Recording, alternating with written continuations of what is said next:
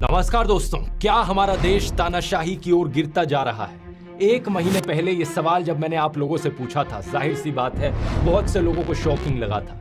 लेकिन किसी भी सच्चे देशभक्त के लिए जो सही मायनों में देश की परवाह करता है, उसके लिए सवाल बहुत जरूरी है। कुछ लोगों को डाउट हुआ था कि क्या सही में ऐसा हो रहा है या नहीं हो रहा, लेकिन पिछले 1 महीने में जो कुछ हुआ है देश में, उसे देखकर तो यकीनन आपकी आंखें खुल जानी चाहिए। दिल्ली के चीफ मिनिस्टर अरविंद केजरीवाल को बिना मनी ट्रेल और बिना कन्विक्शन के अरेस्ट कर लिया गया। 3 में से 2 इलेक्शन कमिश्नर्स को प्रधानमंत्री मोदी की मर्जी के अनुसार अपॉइंट किया गया। इलेक्टोरल बॉन्ड्स, इतिहास के सबसे बड़े घोटाले की खबरों को टीवी चैनलों से और अखबारों से गायब कर दिया गया। देश की सबसे बड़ी ऑपोजिशन पार्टी कांग्रेस कह रही है कि उनके बैंक अकाउंट्स को फ्रीज किया जा चुका है, वो कैंपेन नहीं कर पा रहे। सालों पुराने केसेस को लेकर इलेक्शन से एकदम पहले इनकम टैक्स डिपार्टमेंट ने इन पर 1700 करोड़ का फाइन लगा दिया। रिपोर्ट किया जा रहा है कि कम्युनिस्ट पार्टी पर भी 11 करोड़ का फाइन लगा दिया।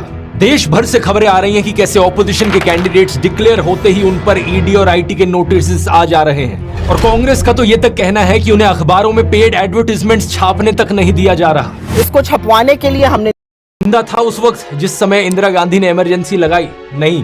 अगर होता तो मैं यही वीडियोस बना रहा होता। और अभी भी इनफैक्ट मैंने एक पूरा वीडियो बनाया है इंदिरा गांधी की इमरजेंसी के ऊपर, बताया है कि कैसे वो डेमोक्रेसी के ऊपर एक काला धब्बा था। लेकिन कल की प्रॉब्लम्स गिनाकर आज की प्रॉब्लम्स ठीक नहीं हो जाएंगी। उस वक्त जो हुआ वो बहुत गलत था और इस वक्त जो हो रहा है वो भी बहुत गलत है। उस वक्त कुछ लोगों के बहादुर संघर्ष की वजह से डेमोक्रेसी को बचा लिया गया देश में, लेकिन आज कौन बचाएगा देश को? मीडिया को खरीदा जा चुका है, हर इंस्टीट्यूशन कॉम्प्रोमाइज हो चुका है, ऑपोजिशन लीडर्स का अरेस्ट किया जा चुका है। बचा कौन? बचे हम लोग, देश के लोग, we the people of India. हम हैं आखिरी उम्मीद। जैसे इमरजेंसी के समय में लोगों ने भारी संख्या में अपनी आवाज उठाई थी और उसके बाद जो इलेक्शंस हुई उसमें इंदिरा गांधी को हरा दिया था, उसी जज्बे से आज देश की जनता को इस अनडिक्लेयर्ड इमरजेंसी के खिलाफ आवाज उठाने की जरूरत है। अगर आप भारत माता की जय कहते हो तो भारत माता को बचाने के लिए तैयार भी रहो। अगर गांधी जी, भगत सिंह, नेताजी बोस की रिस्पेक्ट करते हो तो उनके जैसा जज्बा भी लेकर आओ। जो आजादी उन्होंने अपना खून पसीना बहाकर दिलवाई है, उस आजादी की रक्षा करना, इंडियन डेमोक्रेसी को बचाना हमारा धर्म है। इस वीडियो को देखने वाला हर एक इंसान अब से अपने आप को लोकतंत्र का रक्षक समझे।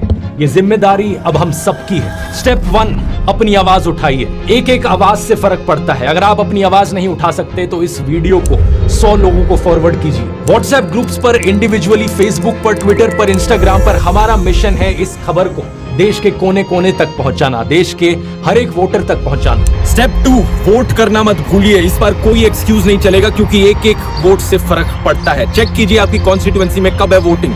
अगर आप देश के बाहर होंगे तो आ जाइए वोट करने, क्योंकि इस बार सब कुछ दांव पर है। इस लिंक पर जाइए, ये लिंक डिस्क्रिप्शन में भी मिल जाएगा, चेक करने के लिए कि आप वोटिंग के लिए ऑलरेडी रजिस्टर्ड है या नहीं। अगर आपका नाम इस लिस्ट में नहीं आता, इसका मतलब आप वोटिंग के लिए रजिस्टर्ड नहीं है। वोटर रजिस्ट्रेशन कंप्लीट करने के लिए इस लिंक पर जाइए, ये भी नीचे डिस्क्रिप्शन में मिल जाएगा। स्टेप 3, अपने आसपास लोगों तक बात पहुंचाइए। क्या आप जानते हैं देश में 30 से 35% एलिजिबल वोटर्स वोट डालने ही नहीं जाते। अपने परिवार में लोगों को कन्विंस कीजिए, अपने दोस्तों को बताइए, अपने मोहल्ले में लोगों को कन्विंस कीजिए। जिस दुकानदार के पास जाकर आप रोज सब्जी खरीदते हैं, जिस धोबी से कपड़े प्रेस करवाते हैं, जो हाउस हेल्पर आपके घर में आते हैं, कितने लोगों को आप रीच आउट कर सकते हैं और देश की इस इमरजेंसी सिचुएशन की खबर उन लोगों तक पहुंचा सकते हैं और उन्हें कन्विंस कर सकते हैं वोट करने के लिए। ये मत सोचना कि मैं अकेला क्या कर सकता हूं। जैसा कृष्ण गीता में कहते हैं, फल की चिंता मत करो, जो तुम्हारा कर्म है वो कर्म करो।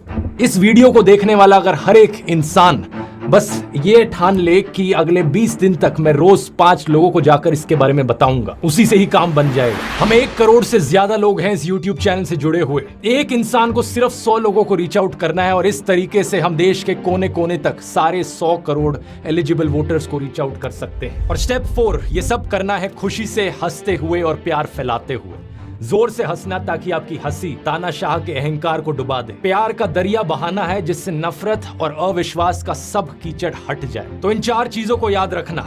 अपनी आवाज उठानी है, वोट करना है, दूसरों को वोट करवाना है और हंसना और प्यार फैलाना है। बस इतनी सी जरूरत है। हम देश को बचा सकते हैं, हम देश को बचाएंगे। इनकलाब जिंदाबाद। जय हिंद।